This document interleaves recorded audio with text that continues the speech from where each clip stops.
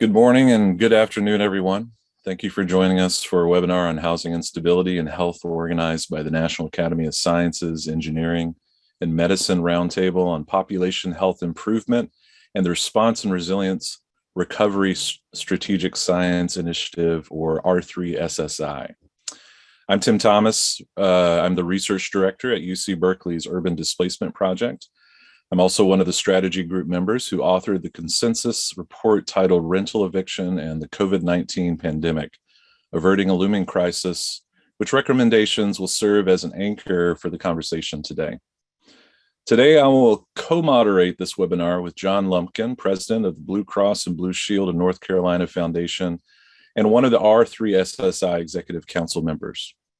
First, I'm going to give some housekeeping remarks during the presentations. We encourage you to ask questions using the Q&A function on the bottom of the screen. After the presentations, we'll engage in a discussion with all the panelists. We'll try to answer as many questions as time allows. Now, during today's webinar, you'll hear from experts whose work provide the tools to assess community needs relevant to health and housing, and to draw decision makers' attention to the linkages between unfair and preventable health disparities and community living conditions. Panelists will also discuss actions in which health and housing sector actors can collaborate and coordinate to support or amplify the work done to ensuring access to safe housing. Now, housing is healthcare, and the pandemic highlighted the extreme precarity of millions of households. Research shows that evictions impact rent-burdened citizens, female-headed households with children, and evictions particularly fall on the backs of Black, Indigenous, and persons of color. As of this month, eviction filings are hovering around 60 to 80% of historical averages, meaning they're slightly lower than usual. This is due in large part to local and federal interventions like the Eviction Rental Assistance Program and local and federal moratoriums. We know that local moratoriums significantly reduce evictions. However, we're starting to see some filings increasing across the country as the moratoriums are lifted. Legal aid groups are reaching their maximum capacity to represent clients, and it's unclear how many households have been informally evicted prior to filings. In addition, the holiday season usually sees some of the highest rates of eviction. This means we may still see a spike in evictions that we feared, and we have to be vigilant in the coming months.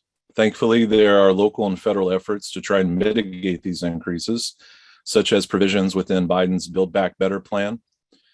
But it's still up to us all to continue to analyze and discuss evictions and this issue and its effects on families to help make America whole again after the pandemic. Before I introduce our panelists today, I'd like to turn the mic over to John, who will share his experience on the transformation of the healthcare system and the ways to empower local communities from personal experience and in the context of this report. John. Tim, thank you, and welcome to all of you to this webinar on such a critical topic. Our nation spends almost $4 trillion a year on healthcare, yet our life expectancy falls short of other developed nations in the world. So why is that? How can we spend so much and have so little to show for it? Further analysis by Bradley and Taylor found that while our healthcare spending far outshone other nations, the combination of social service spending and healthcare put us just in the middle of the pack. But all of those comparison countries had longer life expectancy. Those countries recognize that addressing factors beyond healthcare is the best path towards a healthier population. At the same time, similar reports by the National Academy of Medicine, at the time it was the Institute of Medicine, such as To Err is Human, Crossing the Quality Chasm, Unequal Treatment, noted a healthcare system that failed to achieve obtainable levels of quality, equity, and healthy outcomes. Those reports and efforts by the federal government, states, health plans, and healthcare providers has embarked our nation on a transformation of the healthcare system, a process that is very much underway today.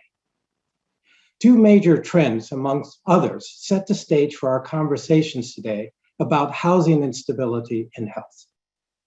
First is the move from a toxic fee-for-service system that created incentives to do more and more of the things that treat illness rather than those things that promote health, to a system that regards good outcomes and achieving health as the priority.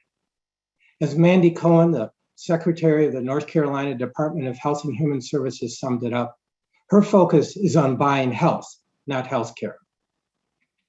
In North Carolina, we have a major push towards value-based arrangements. In July, 100% of people whose care is paid for through the Medicaid program are cared for by providers and health plans in value-based arrangements. Blue Cross of North Carolina, my organization, is the dominant health plan with over 4 million members in the state with a population of 10.7, meaning that 1 out of every 3 people in North Carolina are covered by Blue Cross. Over 60% of the Blue Cross members are cared for providers in value-based arrangements. The second major trend I want to address is the increasing understanding of the importance of addressing non-clinical drivers of health. Each year, there are over 500,000 minutes that we have in each year. On average, each person in this country spends 60 of those 500,000 minutes in a clinical setting. What other countries have figured out, and we're starting to learn, and learn it at an operational and a policy level, is that health happens where we live, learn, work, and play. Health outcomes have more to do with the non-clinical factors that impact people, such as their homes, in their communities, in their towns and cities.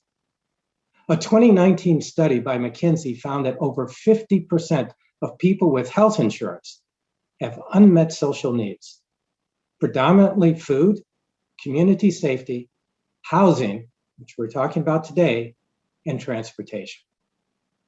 More and more health plans across the country are working at the intersection of these two trends, value-based alternative payment arrangements and addressing the non-clinical drivers of health. Health plans like United Healthcare are investing in affordable housing. Others are supporting programs to help members reduce fall hazards or reduce asthma triggers in homes. And the North Carolina Medicaid expansion includes value-added resources for enrollees to make home improvements for owned and rental properties. And then COVID happened. Worldwide, we just passed a horrific milestone, 5 million deaths. As bad as that is, it still falls short of the estimated 20 million who died from the influenza pandemic of 1918 and 1919. Tragically, here in the United States, our deaths have already exceeded the number who died in that influenza pandemic a century ago. The communities most impacted by COVID are those with histories of policy neglect and disinvestment that goes back for centuries. As you will hear today, COVID did not create the problems in housing, but COVID and the economic impacts of the pandemic have tipped millions from just getting by into housing instability. Yet pre-COVID healthcare transformation trends also provides a path forward to solutions in places where health is most determined, in communities across the country. For some communities most impacted by COVID, they are the same communities that are most impacted by unmet social needs, and housing is a critical factor. For example, Greensboro, North Carolina, is a city most frequently noted for the sit-in that was started when 4 Black students were refused service in a segregated Woolworth lunch counter. This was an event that helped catalyze the civil rights movement across the South. In Greensboro, neighborhoods that were redlined in the 1930s are today areas of racially or ethnically concentrated poverty, with food and transportation deserts and substandard affordable housing. Yet in Greensboro, change is in the wind. An initiative called Collaborative Cottage Growth and funded by the Blue Cross North Carolina Foundation, of which I'm the president. This is an activity that is led by residents and community leaders, but partnered with Cone Health, the largest healthcare provider in the area, the Greensboro Housing Coalition, and city and county government. As a result of their efforts, sale of the largest affordable housing complex in Cottage Grove to a new owner who became committed to a different approach. And without displacing current residents, each unit was transformed into a safe, healthy, comfortable, and affordable space. Collaborative Cottage Grove organized a mobile produce market, which now makes 85 annual visits to the community to sell fresh fruits and vegetables. And they're active in advocacy for equitable allocation of city and county resources, which resulted in development of bike lanes, sidewalks, and playground improvements. In Greensboro, they believe that change can happen. I believe it too. The 2021 NASEM report, Rental Eviction and the COVID Pandemic, Averting a Looming Crisis, has clear recommendations that provide policy directions as well as ways that all sectors, from government at all levels to communities in healthcare, can help mitigate and resolve this looming crisis. This webinar will review and build off those recommendations as we address housing as a critical part of healthy communities. So at this point, I'm going to pass it back on to Tim to introduce our panelists, and we will go into their presentations. Thank you very much, John. I would like to present our four panelists, members of the strategy group for the NASEM report. First is Lisa Bates. She's an associate professor at Portland State University in the Toulon School of Urban Studies and Planning. She'll provide an overview of the report's findings and recommendations for responding to the eviction emergency and building a long-term sustainable future for housing and health. After Lisa, we'll have Rachel Thornton, an associate professor at Johns Hopkins of Medicine and executive director for clinical services for Johns Hopkins Medicine Office of Population Health. She'll provide an overview of the impacts of housing instability on health, how health occurs in an ecosystem inclusive of community assets and institutional resources. After Rachel, we'll hear from William Godell, an assistant professor at the Brown University School of Public Health in the Department of Epidemiology, who will provide insights on how housing should be approached as a health issue and what should be done to prevent housing insecurity. And then finally, we'll hear from Lauren Myers, the Cooley Centennial Professor of Integrative Biology at the University of Texas at Austin, who will provide her perspective on the dynamic of health and evictions and housing. So I'd like to turn it over to our first panelist, Lisa Bates. Good morning or good afternoon, everyone. As Dr. Thomas pointed out, our work in the strategy group really emerged out of a context of understanding the deep connections between housing instability and health, and particularly in this time of the pandemic. Over the course of our work together from the winter 2020 into now, we really shifted through several scenarios that we considered about the course of the pandemic and of housing policy. And when we first sort of honed in on our recommendations and presented the report, we had on the one hand a real sense of urgency about the expiring federal eviction moratorium that was coming at the end of June, but also a sense of optimism with rising vaccination levels at that time and knowing that this enormous amount of federal funding resources were about to be deployed. Today, unfortunately, the unevenness and the fundamental lack of resilience in our housing system is really showing. Again, as Dr. Thomas said, the security of tenants now depends very much on the state and local policy context, on the specific legal procedures where they live, and the effectiveness of their state agencies at dispersing funds. So we've got some parts of the country where tenants have been resourced and protected from eviction, and other parts of the country where the evictions have ramped up, are continuing as though those large federal dollars almost don't even exist. Of course, as health folks, we know, everyone here knows that the public health threats really remain.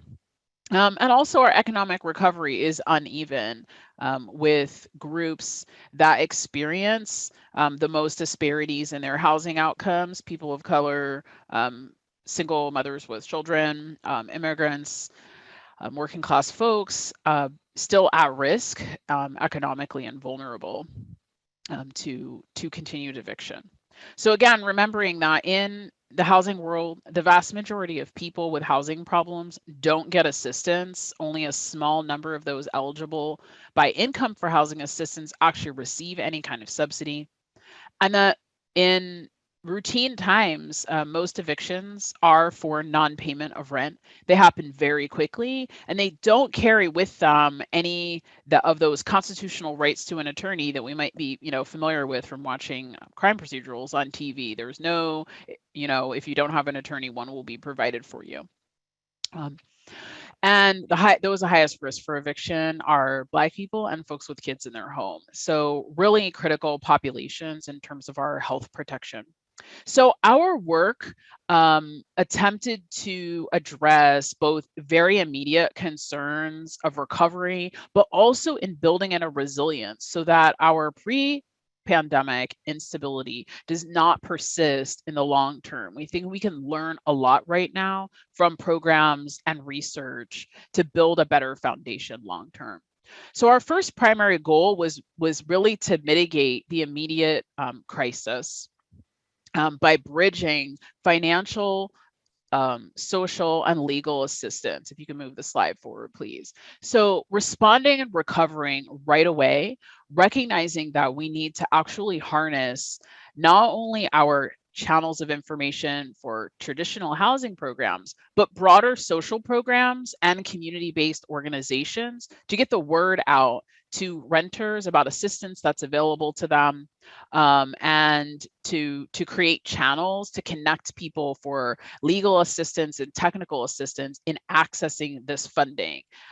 Knowing again that historically underserved communities can be missed by mainstream outreach, that we could use programs like our Affordable Care Act plans, our Medicaids, our SNAP food benefits, and our school systems, which touch many, many more people, to provide information and try to make connection and really connect folks with navigators to move through these systems that are complicated. Those would be sort of immediate needs, and we still need those to happen. There are still too many people being missed, not able to apply for the rental assistance that exists. But we also wanted to think about this in terms of resiliency. How can we connect across these social safety net programs to make sure that the recovery happens across these sectors in a way that's much more even? That we have an opportunity to connect up rent assistance systems that are responsive to conditions on the ground, particularly thinking about ways to link rent assistance and eviction moratoria to significant disasters, including public health disasters. And our second goal, we can go ahead, I think 2 slides here. We want to inform our policymakers better with research and data collection so that we can understand more about what's happening. I think one of the great realizations in the housing sector, which is my world, as we entered this pandemic, is how little information and understanding we have about evictions in everyday times. We have a very limited view into the number of evictions, the procedures and policies that exist, and how we might do better. So we have an opportunity both to build data systems now that would help us to collect information on evictions from the ground up, because we do need that to start from a local and state level because laws are variable across jurisdictions, but also that we can track the programs that are emerging right now. So how are emergency rent assistance program deployments working to forestall evictions?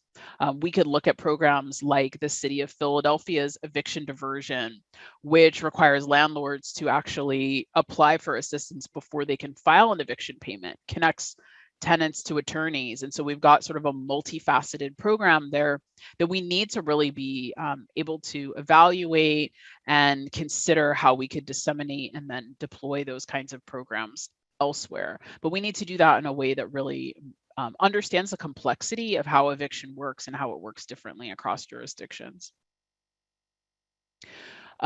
We also want to make sure that that research is done in a way that gives voice to the communities who are experiencing the problems. We have a lot of opportunities for big data. We also have a lot of opportunities for multi-method, qualitative, and equity-focused evaluation, particularly when we think about understanding better how renters experience the eviction process, how they might get better connected and think through their options in a very challenging and difficult time.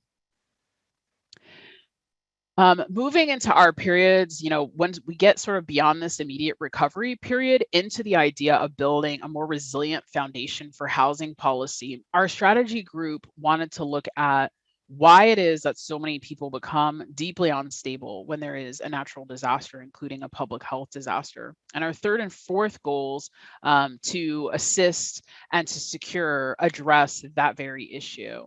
So in our third goal area, making affordable housing fair and accessible is really about building resiliency into our existing programs. Things like the housing voucher system, which pays part of a tenant's rent in a private market unit, that we want to bolster that program, vastly increasing the number of housing choice vouchers so that we can guarantee coverage for all very low income households. Again, only a very small number of those households currently receive that kind of a benefit.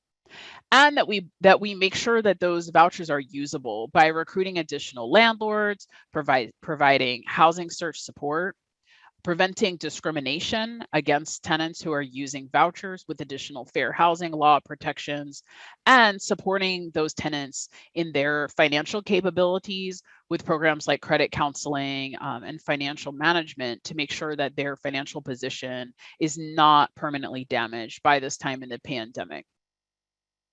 And finally, that we want to really secure gains in housing by making sure that there are additional safe, affordable housing units available, both publicly subsidized and private market housing options that are created and preserved.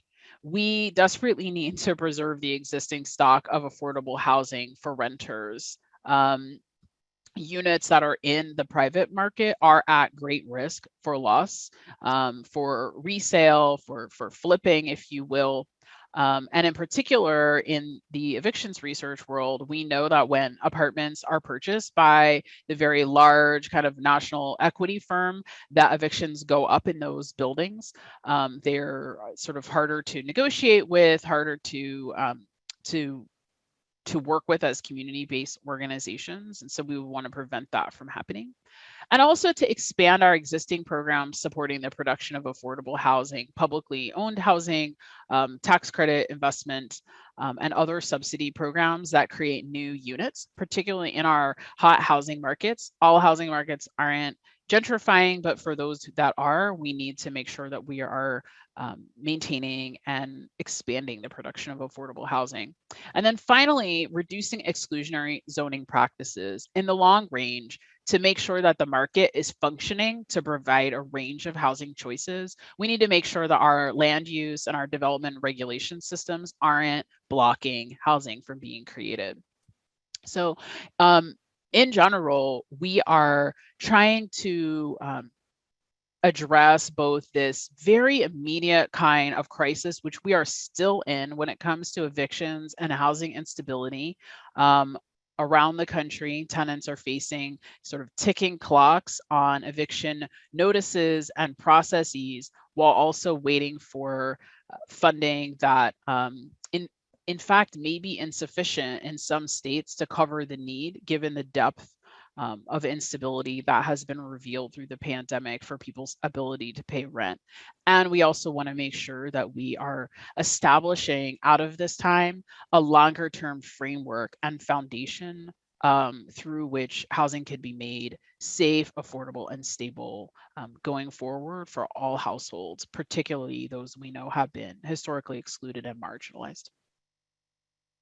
At this time, I'm going to turn it over to Dr. Rachel Thornton from Johns Hopkins University School of Medicine and School of Public Health to speak on the connections, the really deep connections between housing instability and health. Thank you, Dr. Bates. It truly was an honor to be part of the committee that produced the rental eviction report alongside Tim and Lisa and so many others. It's a pleasure to be with you all today. So just to reiterate, what I think so many of you as colleagues in the population health arena already know, but something that truly was borne out in the evidence from the rental eviction report is this notion that a really critical component of how rental eviction contributes to poor health is that the rental eviction process itself contributes to deepening and worsening poverty for those affected. So you'll see here a quote from our report on to your left, really emphasizing this point that evictions and the accumulation of rental arrears increase the likelihood that an individual or a family will experience economic hardship, the inability to secure future housing, emotional trauma, negative health outcomes, downward moves into more disadvantaged neighborhoods, substandard housing, and homelessness.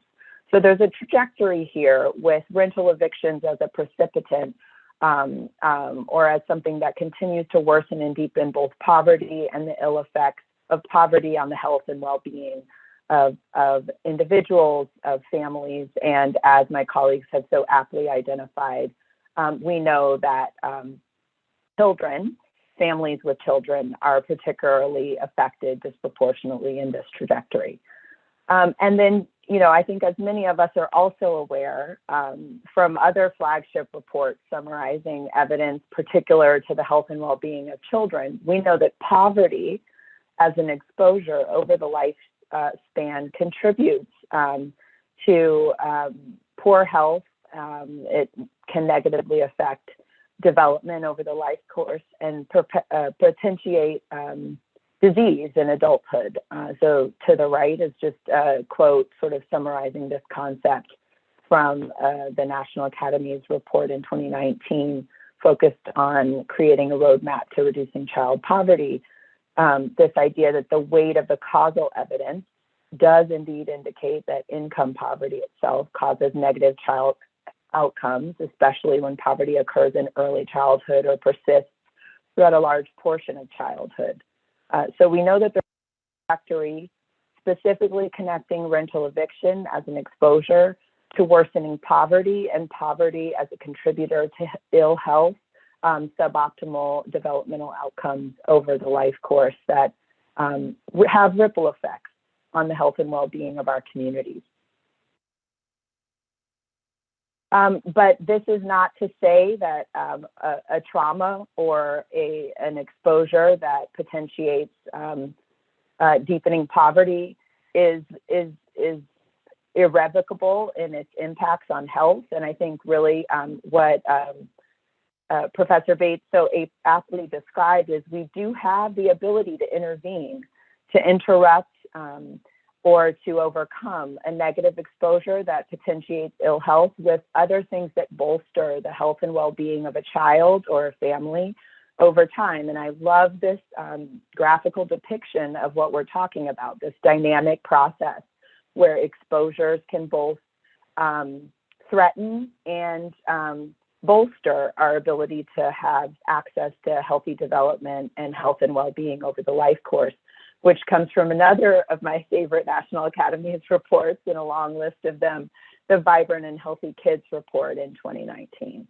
And here it depicts, economic hardship, housing insecurity as an insult on the health and well-being of a child that can occur at any point in development, even before their own conception and the ill-toward effects it has on the health and well-being of their parents, but that these negative insults can be overcome or can be mitigated through protective interventions, such as a positive school environment, restoration of access to healthy and safe housing, things that bolster a person against the ill-toward effects of economic trauma, like giving them access to healthy, affordable food. So, this is a dynamic process. It's not a determinative just because a negative insult occurs, but we do have to be intentional about how we protect people from the negative impacts of rental eviction and poverty on health. And our report really focused on taking this intentional approach, identifying the web of services and opportunities we have through services to bolster the health and well-being and to ensure that people get access to the types of assistance they need to stay safely and stably housed. So in addition to this notion that eviction leads to deepening poverty, that it disproportionately affects certain subpopulations within our communities that tend to be more marginalized or at risk, including children, women, and Black and Latinx households. We know that we can do things to effectively respond. When we think about the response needs to be rapid to address the crisis that continues, as Professor Bates mentioned. But it also needs to be coordinated across sectors to optimize every opportunity at our disposal to ensure that people know what types of resources are available to them to assist them urgently. And this speaks to this notion that just because the resource is funded doesn't mean that it's accessible to communities. And then these short-term mitigating interventions need to be bolstered by a sustained and intentional commitment to housing stability. So just as Lisa alluded to in her prior comments, this is something that the report takes very seriously. So when I think about this as a practicing general pediatrician in the context of health and well-being, I am reminded of a graphic from yet another National Academies report that came out in 2019 as well, and was specifically focused on the summertime context, but really had new implications in the context of the pandemic, where so many of those structures within a local environment or community that normally would bolster the health and well-being of children or have the potential to do so were also themselves disrupted.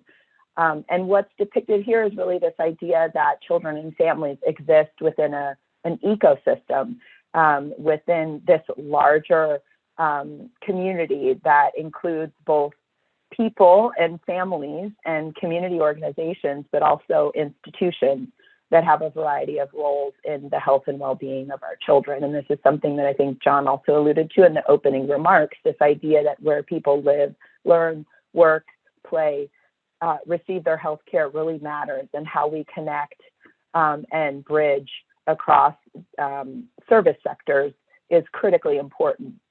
And in my own ongoing work as a practicing pediatrician, this was brought into the forefront of our consciousness in bold new ways early in the pandemic. But I think that I hope there are lessons that can be learned from this. And it certainly was a consistent thread, particularly in Goal 1 in our discussion of how we mitigate the ill effects of eviction by bridging across these multiple sectors to take every opportunity at our disposal to ensure that people are able to understand what resources are available to them and to bolster their ability to access those resources. So when we think about how this manifested in healthcare early on in pediatrics, we know that we spend a lot of our time trying to keep people healthy, trying to keep children on a healthy trajectory. This starts from, their first visit to us in the first week of life. And frankly, we noticed immediately when with pandemic response that many of those systems that are normally designed to help ensure, for example, access to healthy and appropriate nutrition through the Women, Infants, and Children's Nutrition Assistance Programs, or through the Supplemental Nutrition Assistance Program, or school nutrition programs, that when our infrastructure was disrupted, people didn't know how to access resources that they previously accessed through, going to a WIC office or dropping their kid off to school that day. And we had to understand how we could still keep people registered in these programs and maintain their access. And another way that this manifests, is through the fact that healthcare delivery remained an essential service. Preventing other vaccine-preventable illnesses was an essential function that we had to continue to provide in person. And so people came to us, and we knew what their needs were, and we needed to know how to effectively connect them to other resources. And when, for example, nutrition assistance, emergency nutrition assistance became available, people had to know how that would be received. They had to have information about what they should be expecting to get in the mail when it came to, pandemic EBT relief, what to do with those cards when they arrived in the mail, or how they would receive that information, what they needed to inform their school districts about in order to ensure that they were appropriately receiving benefits that were intended for them. And all of this required a variety of outreach strategies to local communities to ensure people understood what they should expect to receive. But then there's also the question of when a response is or is not totally appropriate to the needs of a specific community. And I think in many ways early on, we saw this as practitioners in terms of food assistance, and how did that food assistance get delivered to families? Was it something they could access? Was it something that optimized their own agency and ability to respond to the needs of their children and their families? Was a prepared meal the right choice, or was giving people access to bulk items that they could prepare themselves a more efficient and effective way to ensure that they were fed? And I think this really gets to a point that Lisa made as well in her comments, that our report makes as well, which is the distribution of resources once we identify and fund policies to keep people stably housed, or keep people in their communities with the resources they need to thrive, have to be responsive to the community needs as they're identified by those communities. They have to be responsive to the way that a community can best support itself, the way that families can best contribute to the health and well-being of their children. So all of these lessons, I think, have direct application to the way we as healthcare practitioners think about our work, but they're also woven throughout our responses. And I think one of the examples that is most impactful from my perspective in thinking about a report on evictions, we lifted up things having to do with modernization of SNAP benefits, of ensuring that the other benefit programs are appropriately resourced so that people do have the ability to maximize their income in other areas and avail themselves of housing and avail themselves of all of the resources that should be available to them to thrive. So this is just a general thread across the report. I think it has a lot of implications for the way we in the public health and population health and healthcare delivery space align ourselves with the recommendations and findings in the rental evictions report. So with that, I want to turn things over to my colleague, William Godell at Brown University, to take the next phase of our presentation. Thank you, Dr. Thornton. I'm really happy to be here. If we can go to the next slide, I'll get started. I think everyone here can agree that housing is so intimately tied to one's health. And as an epidemiologist, I diagnose health at the population level. So unlike physicians that are usually providing clinical care to individual patients, I'm focused on the health of communities, particularly those among us who are the most vulnerable to poor health outcomes. And so the kinds of interventions that epidemiologists are really interested in happen at the community level. They impact our structures, they impact our systems, and they impact our whole communities at a time, with the goal of really lifting everyone up so that we all have a strong chance of being happy and healthy as we move along the life course. And so as an epidemiologist, as a population health scientist, what's my diagnosis on our access to affordable, high quality housing? Prior to the pandemic, the Department of Housing and Urban Development found that there are 7.7 million rental households that have very low income, don't receive housing assistance, and are severely cost burdened, where they're paying more than 50% of their income towards rent every month, and that they're living in poor housing conditions, or both. They're either severely cost burdened in poor quality housing or experiencing both of those simultaneously. But that federal housing and rental subsidies are only available for about 4.4 million of those households annually. So we have a lot of really severe need that's been pre-existing this pandemic that's only been exacerbated over the last year and a half. So let's start to think about what we can do about this, as Dr. Bates mentioned in summarizing the report, as we're building resiliency into these systems and dealing with an immediate crisis. We can advance to the next slide.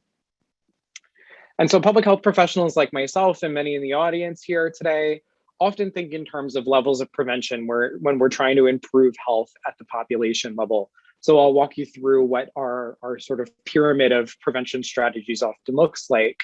So at the bottom, at our broadest level, we think about primary prevention strategies. These are really aimed at preventing an event before it occurs.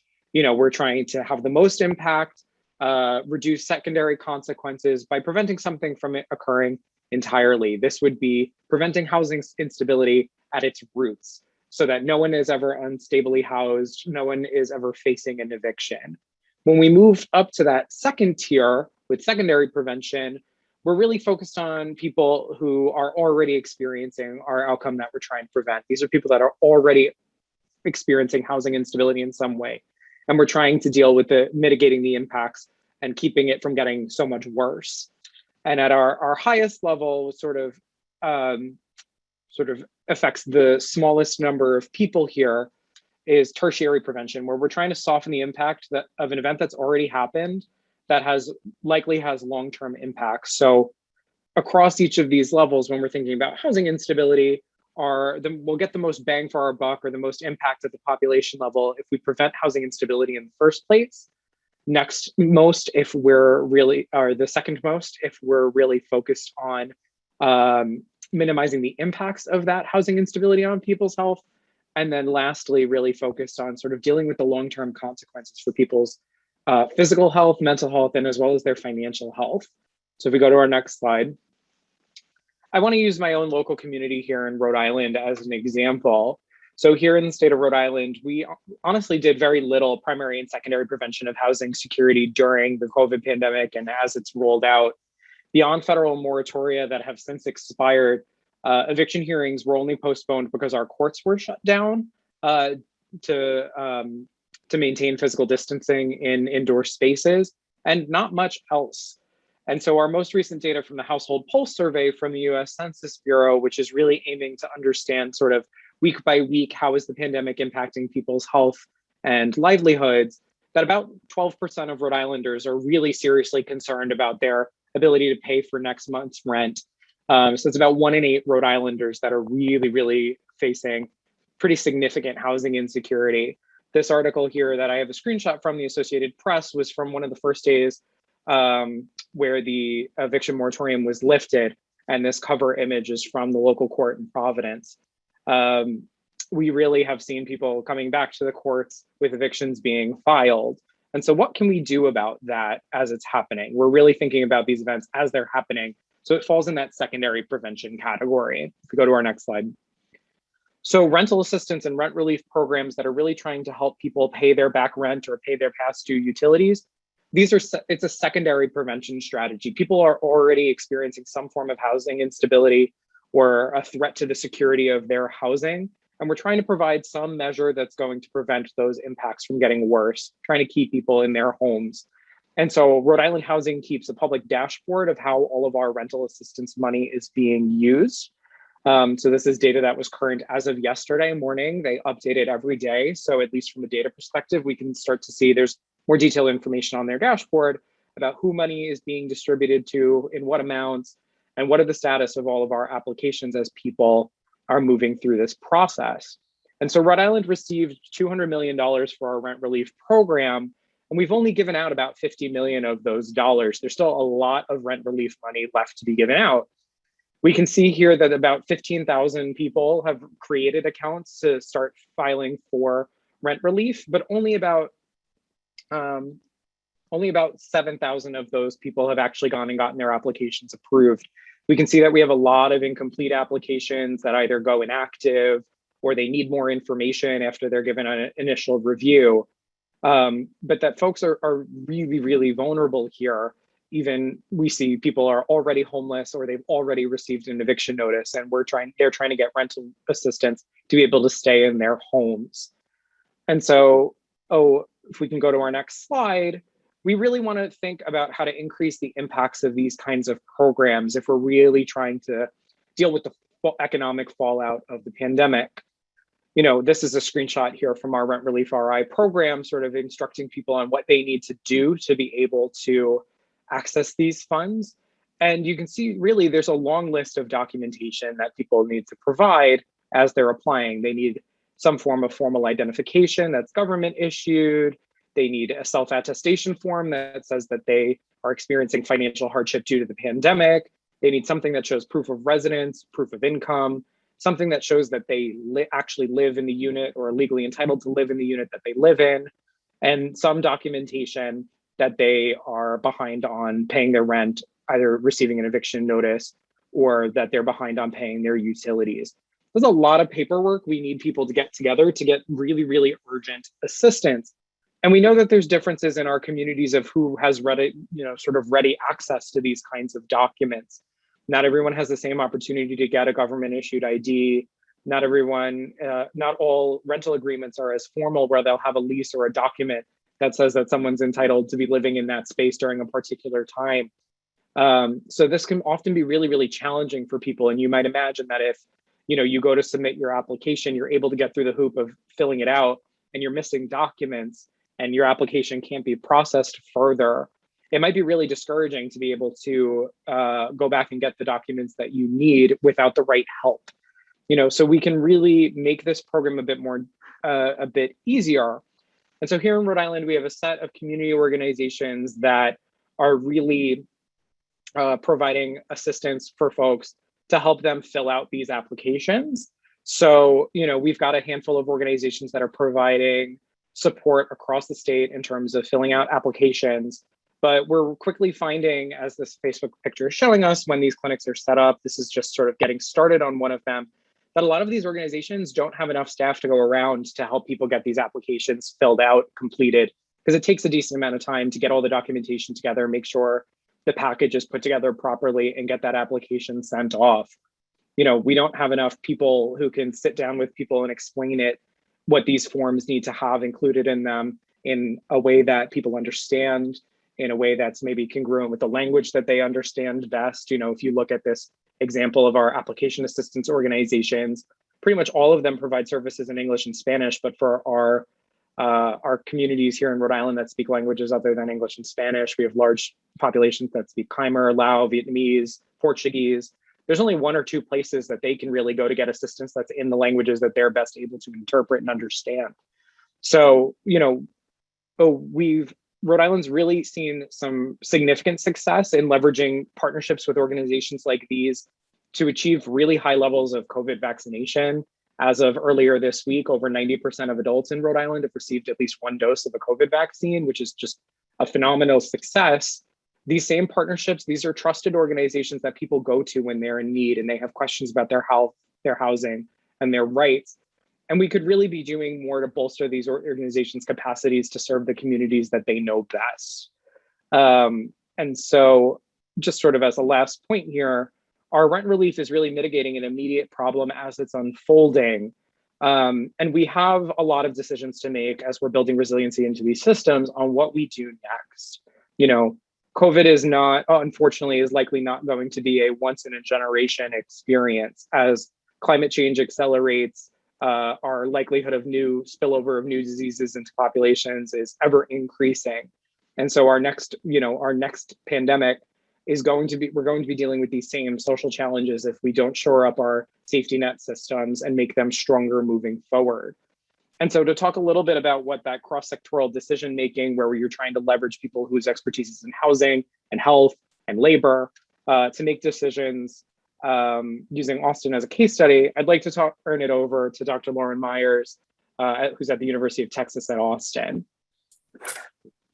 Thank you so much, Will. It's an honor to be here. As an epidemic modeler with essentially no expertise in housing science, I was really delighted to and learned so much from participating in the eviction strategy group as an external expert. And today I'm really going to focus my remarks more generally on COVID in vulnerable communities.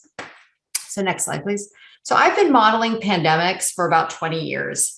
In the aftermath of the 2009 H1N1 influenza pandemic, I worked closely with state and federal public agencies to build models that were based on our lessons learned and that help us prepare for future pandemics. What you see on your screen is a video of a desktop application that we developed to simulate a wide range of possible pandemic scenarios. Users could specify how contagious and how deadly the threat was, and then they could deploy all sorts of vaccination, antiviral drug, and social distancing measures and watch how it would play out. Next slide, please. And here is another version of that same model being deployed on a multi-panel display that we developed so that we could actually support group preparedness exercises in planning for future pandemics. Next slide, please.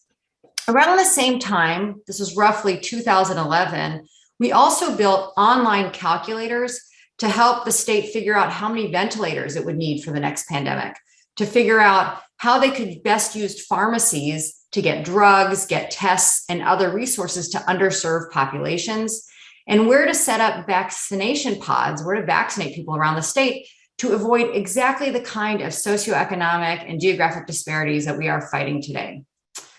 So shortly after we built these tools for Texas, many of our visionary collaborators in the state agency left the agency for greener pastures, and attention in the agency really turned towards more pressing threats like Ebola, like Zika.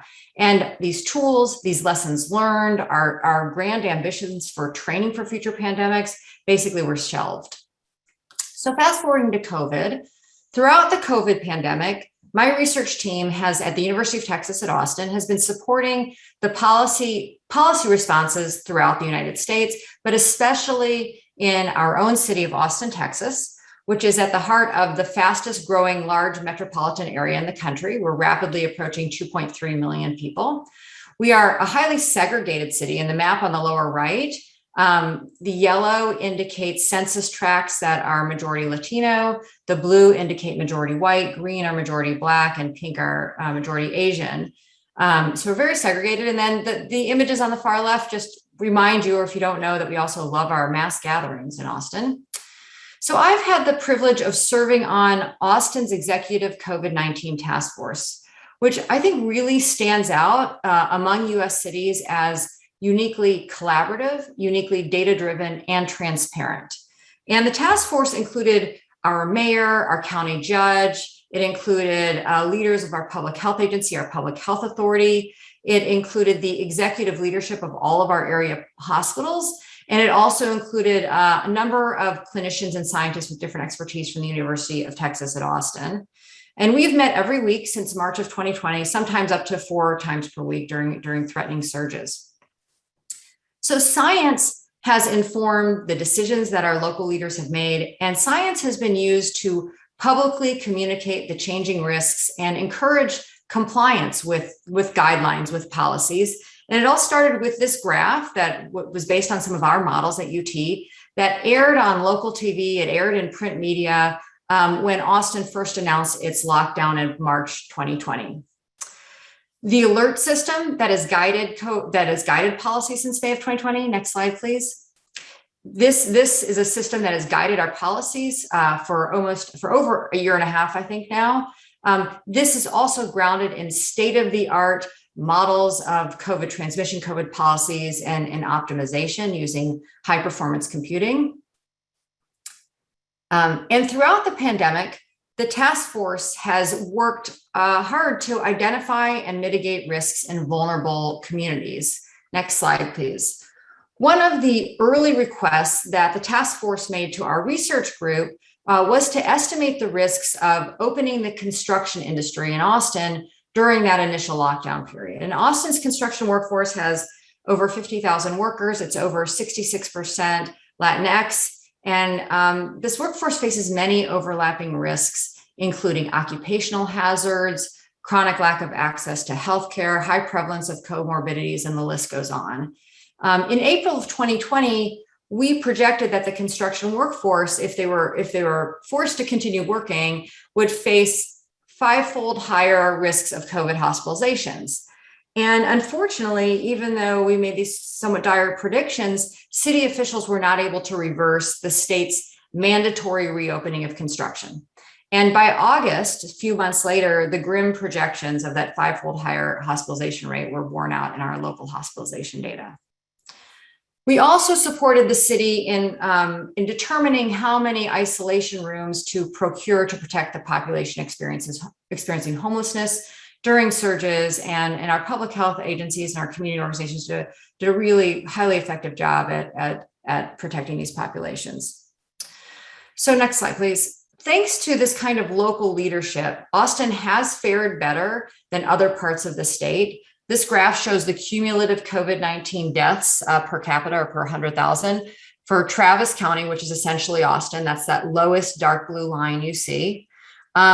In compared to our current statewide mortality, which is that horizontal black line, quite a bit higher, as well as the mortality trends for 4 other major metropolitan counties in Texas. Right above Austin is Harris County, which is Houston, then Dallas, then Bexar County, which is San Antonio, and El Paso, which unfortunately has suffered very high mortality, particularly early in the pandemic. Next slide, please. So we do well when we look at a distance, but when we look more closely at Austin, we see that only part of the city really has been sheltered from some of the worst effects of the pandemic. The map on the right, I've already shown you. That's the sort of racial makeup, ethnic makeup of Austin.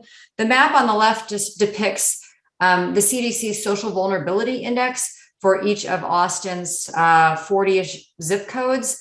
Purple indicates our highest vulnerable zip codes, which strongly correlates with our majority Latinx zip codes, and brown are our least vulnerable zip codes according to the SVI index. Next slide, we visualize, in comparison to the SVI map, we're visualizing cumulative COVID deaths in each zip code, and you can see that deaths have occurred disproportionately in our vulnerable zip codes. Next, we visualize vaccine coverage, and we see also it is disproportionately low in our vulnerable communities. In this next slide, we just take another look at vaccine uptake. In this case, we're dividing the city into quartiles, with the darkest blue regions being our 25% most vulnerable populations. The lightest colors indicate the least vulnerable. And the graph on the right shows basically that our most vulnerable half of our population consistently and still lags our least vulnerable half of the population in terms of vaccine uptake. This graph sort of sums up what I've shown you on the last few slides. In it, each point represents one of those single zip codes in Austin. The color represents the social vulnerability index. Those yellow points at the top are our most vulnerable majority Latinx zip codes. And they've had the highest death rates, and that's indicated by them being closest to the top of this graph, and also the lowest vaccination rates, and that's indicated by them being on the left side of the x-axis.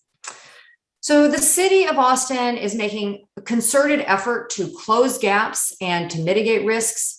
But looking back, we can ask, could we have done better? What if we had, for example, prioritized vaccines geographically based on the past COVID experience or the recent COVID burden, rather than just simply according to the CDC's prioritization scheme? And so we made some projections back during the early days of the rollout. What you see in these 2 bars is some projections for hospitalization rates in East Austin in brown versus East Austin in purple versus West Austin in brown. This is a projection for how many would be hospitalized per 100,000 people, according to the actual vaccine prioritization scheme. And now I'll show you a hypothetical scenario in which we would have allocated vaccines according to burden, so proportional to how many people had actually already been hospitalized with COVID. And what we had projected is that this strategy would have prevented many hospitalizations in East Austin, in our more vulnerable communities, with little cost or no cost to our less vulnerable communities. So in closing, as we continue to combat COVID and as we hope to prepare for future pandemics, we desperately need to learn from our failures. We need to develop playbooks, not only for known pathogens, but also for unimagined threats that consider not only the pathogen that is spreading, but also the complex cascading impacts of diseases in our political, in our educational, in our social systems. And of course, we need to mitigate the chronic disparities in health, disparities in healthcare, and general socioeconomic well-being that continue to exacerbate the tragic burden of COVID. Thank you. And thank you. 4 excellent presentations, which all address different aspects of the challenges that we face, with Lisa Bates starting off and talking about the 4 goals of the report of mitigate, inform, assist, and secure, with Rachel Thornton talking about the deep connections between housing and health and the importance of execution to translate policy to on-the-ground impact. We heard from William Godell, who talked about some of his experience in Rhode Island about applying the public health prevention model and noting the importance of focusing our efforts at primary prevention, and carry through the theme of execution and need to make it easier to access rent relief. And finally, Lauren Myers talked about the importance of modeling and thinking through the impacts of policy decisions in addressing the management of COVID and any intervention to improve health. So at this point, we're going to go into the question and answer component of our presentations. At the bottom of your screen on Zoom, there is a little spot that says Q&A. If you click on that, it will open a window for you to click in and present any questions that you have. But I will toss one to our panelists, sort of pulling through some of the themes about execution and about execution at the level in which it's going to have the most impact in communities. So there was discussion about community-based organizations. Why do you think, as part of implementing these, we need more engagement with community-based organizations? Why are they so important, and how can we do that? So I'll toss that first to Lisa, and then go from there with others of the panel who may want to join it. Yeah, thanks. So I think one of the things that we've realized is that because, again, the vast majority of persistently low-income people have never connected with housing subsidy before. And also during the pandemic, there are, and any natural disaster really, there are a whole set of other people who weren't eligible before but become eligible for assistance because their incomes have gone down. So many of them have never connected with the housing infrastructure before. So for example, out here in Oregon, in order to get housing assistance, you have to, depending on where you live in the state, apply through one of 17 what are called community action agencies, a CAA. No one who has not already been in the housing assistance system knows what a CAA is. They are not necessarily intuitive organizations to find. And if you live in Portland, it happens to be the Public Housing Authority, but the name of the Public Housing Authority is Home Forward. It's not the Public Housing Authority of Portland. So how you would find those groups, how would you connect to them? Do you know the names of the things you're applying for? That becomes incredibly challenging for people to connect to. Whereas community-based organizations that have already lines of communication with people in sort of comprehensible ways have been much more easily able to connect with folks and help them navigate into these other housing systems. This is really particularly true when you look at groups that are traditionally underserved. So our communities of color, our immigrant and refugee communities, particularly who have limited English proficiency and need services in other languages, our disabled and deaf communities, again, for deaf folks who need a language to speak in their own language, ASL, or communities with different kinds of disabilities who have their own channels for communication, for trust, and comprehension. They just have a very different way of being able to do outreach, to connect to folks who may otherwise be concerned about connecting, about, for example, going onto an online system for rent assistance and putting in all of your personal financial information, even if it's translated into your own language, sometimes with a bureaucratic language that you're not familiar or comfortable with, and pressing buttons. Like, people don't necessarily trust that. I think for health folks, that's probably really, a similar conversation to how do you get people to do vaccines. You have a lot of conversation, communication through trusted networks and connections about complicated information. And when it comes to the housing assistance, rental assistance, and connection for legal assistance, people really need those connections and support. Great, thank you. Others who want to jump in? I do think Lisa raises a really important point as well, and she raised it in her talk about the penetration and the access to different programs and how much variation there is and how under-resourced we are to optimally make housing assistance available to everyone who may qualify based on the financial qualifications.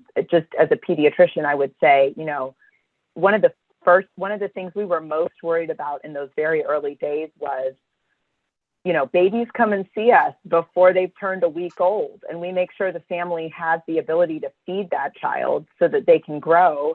And we universally, in our practice, because of the high eligibility rate, make sure people are connected to the right nutrition assistance programs that they may have been connected to during pregnancy and that their children can benefit from in the first 5 years of life in the supplemental nutrition assistance program for women, infants, and children. And then we do the same around SNAP benefits, around ensuring people know that they can access food assistance in school. But those programs live in a separate silo from and with a separate infrastructure for registering people to avail themselves of the programs than what might be required to help someone connect to housing assistance or even know what housing assistance programs and eviction emergency assistance may be available to them. And we need to fix that. We should be leveraging the systems that families already have some modicum of comfort interacting with or familiarity with, and ensure that all of the folks in those domains are able, and that the programs are designed in a way that allows them to be able to seamlessly connect people to the other types of services they may need. But I will just say, even for those programs, there are a variety of reasons why certain subpopulations may have a reticence to avail themselves of something that their citizen child qualifies for, because of other chilling effects we know that have transpired when it comes to how people perceive the impacts of availing themselves of programs that their citizen children are eligible for, impacting other things about their status in the United States. So those chilling effects are still really important. But I do think we made a really intentional point of connecting the dots between assistance programs that may be much more familiar to particular subpopulations of patients, or I think in terms of patients, but subpopulations within our communities that know those other programs and avail themselves of those other programs, but have not historically known or really honestly had access to housing assistance that they desperately need. Thank you. Tim. So one of the questions that came up in the Q&A is anyone looking at creating better interpretability allowances and braided funding for existing data systems instead of only building from the ground up? So there are a lot of existing data systems that can be leveraged, but the policy barriers between health and housing are really big barriers. There's nothing perfect, but trying to have legislatures understand this bridge between housing and health and all this, what's going on? I can start with this one. I think this is sort of a unique Rhode Island thing, but I think there's a model for it elsewhere. Our Executive Office of Health and Human Services that oversees all of our health and social service agencies has created what they call a data ecosystem that does anonymized individual level linkage across data sets from multiple state agencies, so you can understand, if someone enters into our homeless management information system, what were their health outcomes after that, if they were Medicaid eligible, for example. And so we have some crosstalk between, it's a big system, but it brings in information on who comes into contact with our social service systems and what are their healthcare what's their healthcare utilization sort of before and after, to try to better understand who those folks are. I think one of the last frontiers for our ecosystem, we've got information on employment, health, and the sort of like furthest end of the continuum for housing insecurity. We have far less information in that ecosystem on people involved in eviction filings or previous experiences of that. So, I think that's some of my work is trying to help us better understand how do we get all of our eviction information lives at the Rhode Island Judiciary, which is not a health agency, which is not a social service agency. So having that crosstalk between our agencies so that we understand housing has a health impact, let's do something about it. It's still kind of limited and preliminarily. Because I saw another question in the chat that I think is relevant here in creating linkages between healthcare systems and housing resources. I think a particularly promising model here is an idea for medical legal partnerships, where you have someone who presents to the ED and you're interacting with them as a clinician and you realize, okay, maybe they're running out of food, they're likely going to lose their housing, or their utilities are going to get disconnected. What options do you have if you have a legal aid attorney present who can then help navigate getting through those systems? I think eviction happens so quickly, and it happens so quickly when you have tenants that have no representation and landlords that have a lot of it. And just trying to level that playing field is important, and giving other avenues to get people connected to legal assistance, I think, is important. And our health systems, particularly our emergency departments, are such a barometer for the socioeconomic conditions of a community that, depending on who's coming in for what, that there's more eviction or more criminal justice involvement, for example. And you can use those as sort of flags to allocate resources to people that you definitely know are experiencing some real hardship. People go to the ED when they have nowhere else to go. So it's one of those data systems you could probably leverage. And we can move it over to someone else. Yeah, I think having an integrated data system and making that a priority as government agencies start to become more and more data savvy is probably one way to move. Yeah, I imagine, Lauren, you may have had some experience with that in Austin by chance, or maybe some challenges.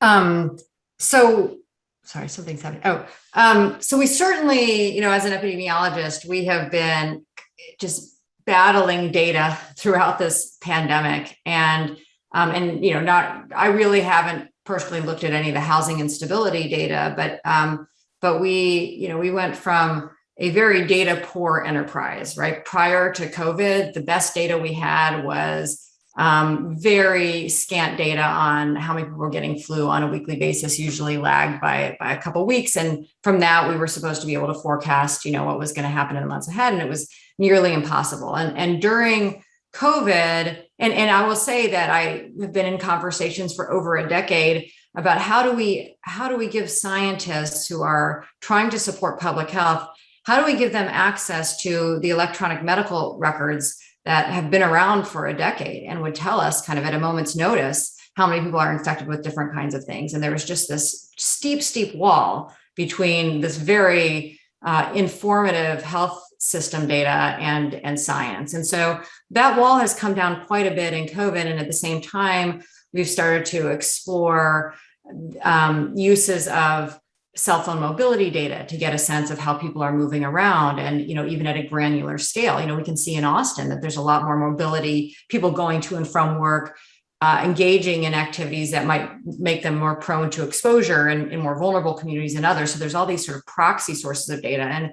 And we're in the thick of trying to figure out the uses, trying to integrate, trying to use this data to do a better job of identifying changing risks and forecast and inform public health measures. And it's getting a ton of traction and a ton of progress, but also a lot of investment. So the federal government, I think, allocated about $500 million to set up a new data and forecasting center that's right now based at the CDC, really focused on getting the right kinds of data, building the right kinds of models so that we can do a better job of tracking and mitigating risk. And the Rockefeller Foundation is also investing an enormous amount of resources in data collection, data integration, specifically around early detection of pandemic threats around the globe so that they don't become pandemics.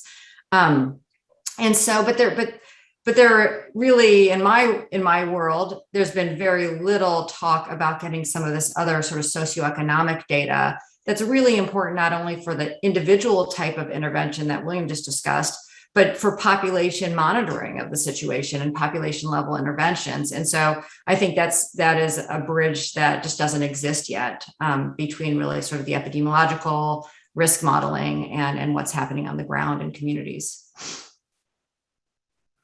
Great, thank you. Looking at the questions in the Q&A, there seems to be an interesting theme that's going on, one about data. But it's interesting that one question talks about a program in North Carolina called HOPE, Housing Opportunities and Prevention of Evictions. And do we have any suggestions to how better to reach communities that don't know about it? And then a little bit earlier, there's a question of from a practicing clinician saying, how do I let my patients, if I have a patient who has a housing challenge, how do I know where to send them?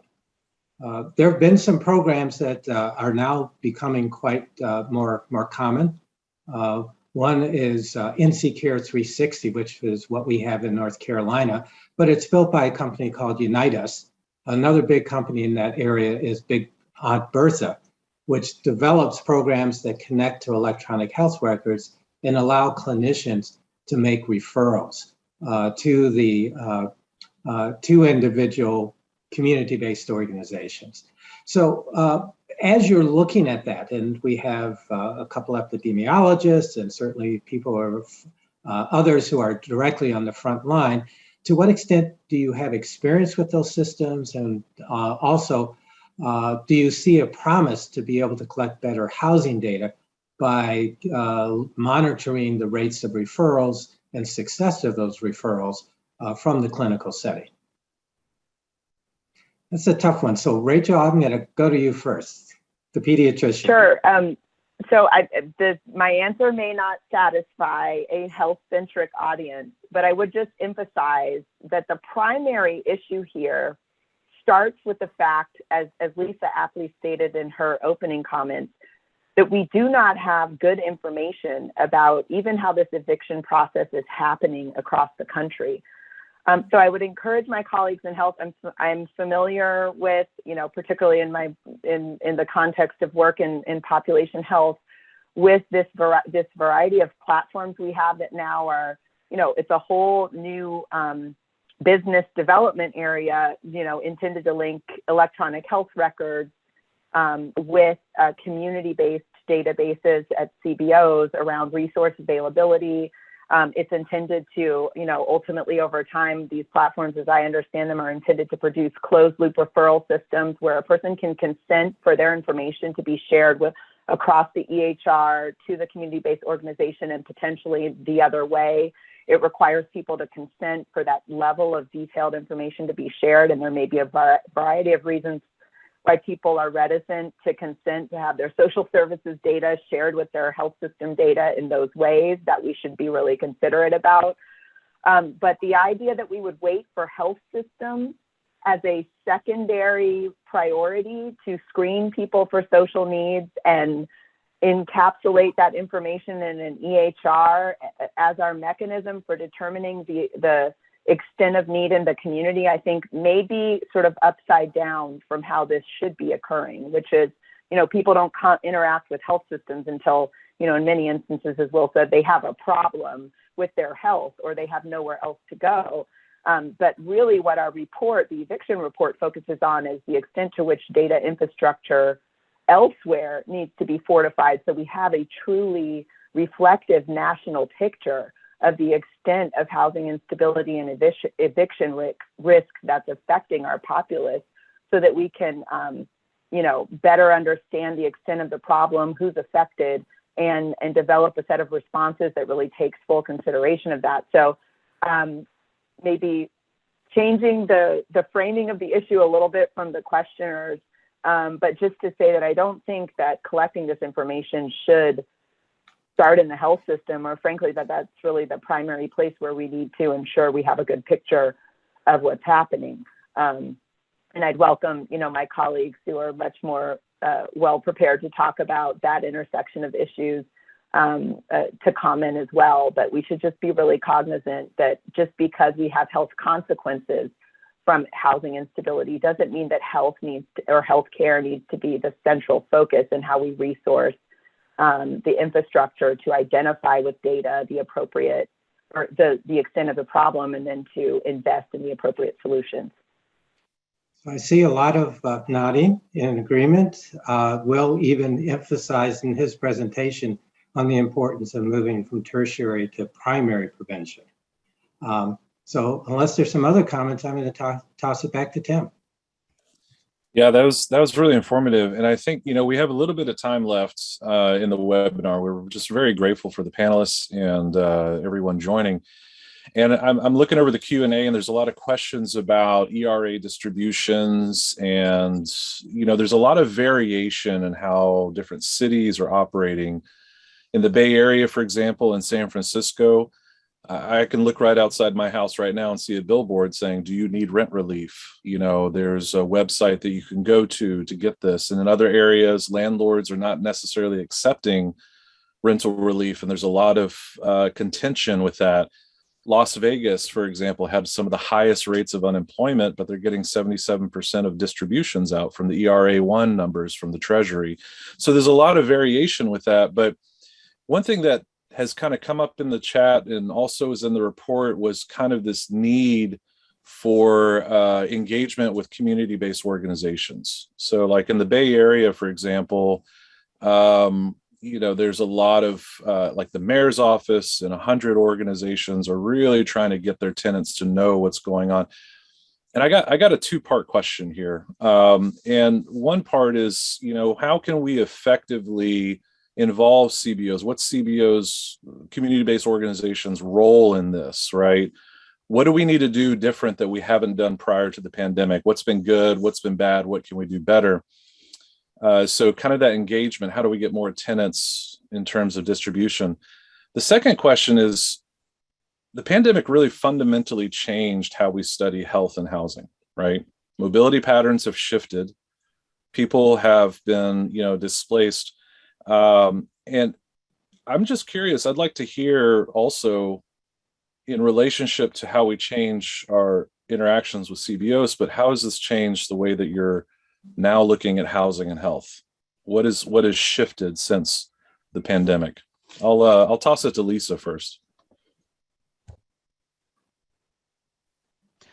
Well, I think so. As a housing person, I think that health has been an area that has been tagged onto from housing because we see, in some ways, because we see health as a more politically palatable function in our society, and because it's something that has actually greater reach, particularly with the expansion of the Affordable Care Act, that actually has much greater reach for all the limitations state by state on that expansion than housing assistance does, frankly. And there was a, sort of a period of time several years ago where it was, what if your physician could prescribe you housing, was kind of the tagline. And I think we've come to understand that why that doesn't happen is because there aren't enough housing resources to do that. There isn't a system that creates that. But I think the pandemic has certainly cemented much more that it's not just a slogan. It's not just a way to kind of try to jump into a system that appears to have more money. It's actually very deeply and directly interlinked, that not only quality of unit health issues, which we've talked about for a long time with things like lead paint or indoor air quality, or questions of displacement and instability in general, but also in this moment that housing and home is one of the things that's protective against the spread of a pandemic. So I think that seeing those systems as being very interconnected, and then just trying to chip away at some of these questions of how we actually link up our knowledge across the two spheres. What are the real leverage points here for policy? And I'll just say, because I did see several questions about what are the opportunities for expansion of these rent assistance programs beyond pandemic affected individuals? And I will just say that is the live conversation right now in the federal government debates about infrastructure and Build Back Better has to do with whether housing assistance will be expanded in the long term. And I would suggest folks following the National Low Income Housing Coalition as a great resource for just knowing sort of what is happening there and the opportunities for advocacy in the realm of really cementing these connections between housing for all people who need it and health in the broadest sense. So we're almost out of time. This has been an incredible panel.